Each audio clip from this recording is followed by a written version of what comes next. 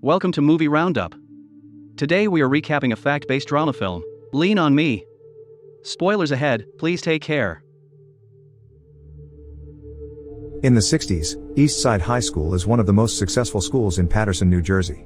Joe is a teacher in this school, and his class adores him because he teaches important things with kindness but also fun competitions. One morning, his class is interrupted by fellow teacher Frank, who tells him they're holding a meeting of the union executive board without them. Furious, Joe bursts into the meeting and yells at everyone for not supporting his reform ideas and always giving up as soon as the local government asks them to keep things quiet. Tired of Joe's behavior, the board agrees to transfer him to another school. 20 years later, East Side High has deteriorated to the point where it's called a cauldron of violence. The building itself has lost its shine, and the students don't know the meaning of good behavior. Bullying and violence are in every hall, they don't listen to teachers and even beat them up when they try to intervene, and illegal substances and arms are dealt as if they were candy. Most of the students can't pass the minimum basic skills test, and this is bad news for Mayor Bobman, who doesn't want to lose the school to state administration because it'll cost him the election. Frank, now school superintendent, and Mr. Rosenberg, the school board attorney, arrive at the only logical conclusion: they must bring Joe back. Bobman doesn't like the idea, but he approves it because he doesn't have a choice. Frank and Rosenberg go to see Joe, offering the position of principal at East Side, but Joe turns them down, explaining he knows the mayor only wants to save himself and not the kids. However, Frank gets him to change his mind by pointing out that Joe hasn't made a difference so far with all his crazy Joe routine and he shouldn't take that to his grave. The next day, Joe shows up at East Side as the new principal. He holds a meeting with the other teachers and immediately puts his autocracy into play, saying he's the only one that speaks in his meetings. After asking for a list with the names of every student involved in criminal activities, he orders the custodian to clean the walls and make any student in detention help him. Mr. Darnell, the English teacher, is demoted to assistant of the football coach. There will be guards in the hallways to help them stop the violence, and all teachers must concentrate on getting the students ready for their next standardized test because the school needs 75% of approval, and last time they did less than 40. Next, Joe calls for a school assembly, where all the troublemakers from the list are put on stage. When Joe comes over, he bumps into Kanisha, who is happy to see him because he used to be her elementary school principal. Joe gets on the stage and asks for silence, but nobody pays attention to him, and the troublemakers laugh when he asks them to sing the school song. Seeing them as incorrigible, Joe decides to expel all the troublemakers, promising the rest of the kids that nobody will bother them anymore. Security takes all the students off the stage and this is enough to make everyone else calm down, especially when Joe tells them they could be next if they don't study hard. In the afternoon, Joe has a meeting with all the parents. Liana, the mother of one of the expelled kids, is furious about what happened, and many parents support her. But Joe doesn't give in and offers a speech about a few bad apples spoiling the entire basket. He explains he expelled 300 kids to save 2,700 and that he promised God he would save the school. This speech earns him the support of almost every parent, but Liana stays angry. The following day, Joe comes to school to find a kid waiting for him. Sams was expelled and now tries to tell Joe he made a mistake because he didn't do anything, but Joe knows he's lying and takes him to the roof with him. He calls Sams a coward for not telling his parents he was expelled and tells him consuming those illegal substances will kill him, so if he wants to die this badly, he should jump. Sams obviously refuses and promises he'll do better, and Joe accepts to give him a second chance, but if he messes up again, he'll be out for good. During lunch, Joe goes from table to table hearing what the students have to say and offering some advice. He's happy to see Ray is wearing a suit, which sets an excellent example, unlike Sams and his friends who dress sloppily. When he notices them bothering a girl, Joe makes them stand up and calls out their clothes choice in front of everyone, then asks them to sing the school song. He also reminds the entire room that nobody should move during the school song, so when Darnell bends over to pick up some trash, Joe sends him to his office. The boys don't know the lyrics anyway, causing Joe to give them detention and inform everyone that from now on, they all should be ready to sing the school song on command or there will be consequences. Afterward, Joe goes to see the music teacher Elliot to tell her about the new rule. Elliot accepts it, but she'll teach the school song after they're done training for an incoming choir concert in New York. The kids are practicing Mozart, and Elliot would like their work to be respected. She calls out Joe, saying he doesn't like other adults standing up to him, and Joe reacts by firing her and canceling the concert so the students can concentrate on the incoming test. From now on, the pianist Mrs. Powers will be in charge of the music class. Afterward, during his meeting with Darnell, Joe gets called out again. Darnell thinks he's being treated as trash and wants the principal to remember these are his students as well. This ends up with Darnell getting suspended. Vice Principal Joan tries to make Joe see reason, explaining Darnell is more than just a coach and that nobody understands what Joe is doing, but Joe responds that's exactly how he likes it. The day of the practice test comes and all the students fill it the best they can as the teachers keep a close eye on them. Joe doesn't want to wait long for the results, so he sends Joan to the school board to ask for the letter directly. One morning, the special presentation a student is doing for the local press is interrupted by an attack in the cafeteria. One of the expelled boys came back and is beating up Ray. He's also got a knife. Joe quickly catches him and wonders how he got in. Security tells him someone must have let him in from the inside. At that moment, Joe decides all school doors will be locked and chained.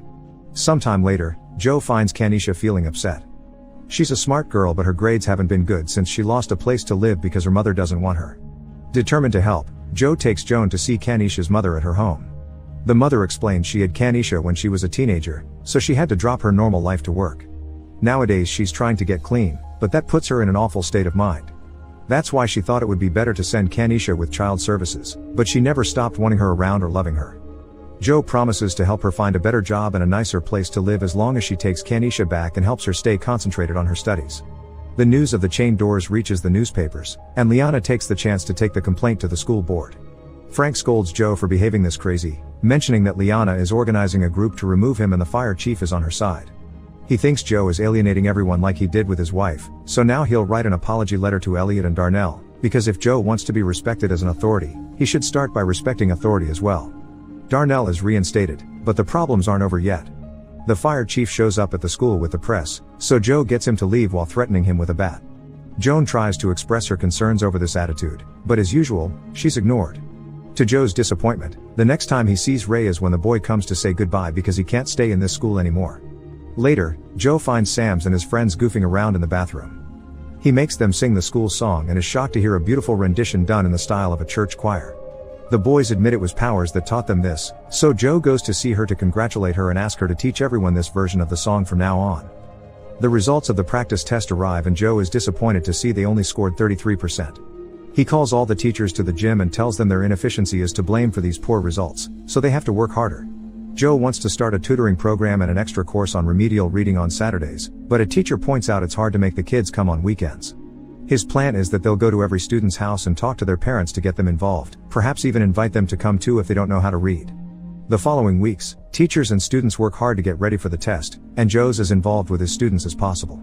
This is still not enough for Liana, who together with the fire chief goes to talk directly to Botman. Frank and Rosenberg try to defend Joe, but Botman kicks them out of the meeting and reaches an agreement with Liana so she doesn't convince the town not to vote for him. Botman will get Joe fired, and Liana will gather people's support for his campaign. Later in the bathroom, Botman tells the fire chief that they'll arrest Joe for the illegal chains after the test, unaware that Rosenberg is in one of the stalls and hears everything. Rosenberg informs Frank of this and they go to warn Joe, who quickly comes up with a plan. When the security guards see the chief coming, they'll call code 10 through the walkie-talkies and the teachers can temporarily remove the chains. Afterward, Joan tries to talk to Joe about the progress of their reading program, but he tells her he's too busy to look into it now and that his vice principal should do things without needing him all the time. At the end of the day, Joan asks Joe for a transfer, explaining how frustrating it is to work with him. She calls him an egomaniacal windbag that whips people who can't fight back and points out half the staff feels the same way, they just haven't walked out yet because they care about the kids.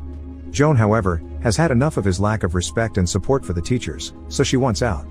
The next day before assembly, Joe gives Joan her transfer papers. Then he gives the kids a speech about the bad fame the school has in town, inspiring them to prove they're not savages. He also shows his gratitude towards the teachers, which he gives Joan credit for. Next, Powers sings Lean on Me and the kids sing along, excited to show the government they aren't inferior. Seeing the whole school come together, Joan decides to stay. On the day of the test, the students fill the exam with confidence. But there's also a school board meeting coming and Liana can't wait anymore, so Botman finally gives the fire chief permission to get a court order. Meanwhile at school, Kanisha discovers she's pregnant, but her boyfriend doesn't believe he's the father even if she swears he's the only boy she's been with. Joe offers his support and promises they'll find some other alternatives, but their conversation is interrupted by a guard announcing the arrival of the fire chief with Liana and reporters.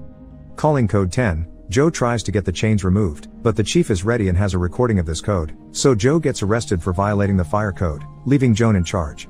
That night, the school board holds a meeting. Frank tries to defend Joe's work, but Liana points out the school only got 33% during the practice test, meaning Joe actually failed at his work. The meeting is suddenly interrupted when every single student shows up demanding Joe be released. Botman knows it'll look bad if they fire a man with such support, so he talks to Joe, asking him to tell the students to leave. When Joe refuses, Botman pulls out the big guns and explains the cops are getting ready outside. If the students riot, things may get violent. Joe accepts to talk to them, but only for the sake of their safety, not because he thinks they're doing anything wrong. When he comes out, Liana is talking to the kids, but she's only getting insulted and reminded of all the things Joe did for the school. He's touched when he hears them call him a father, but he's still worried about the police, so Joe takes over and reminds them to respect the law. His speech is suddenly interrupted by Joan, who brings the results of the tests with excellent news. The school has passed. As everyone celebrates, Joe tells Botman that he and the state can go to hell. Joe gets to keep his job, and the students end the night singing the school song. The film ends here. Thank you for watching. Please like, comment, share, and subscribe our channel. See you soon.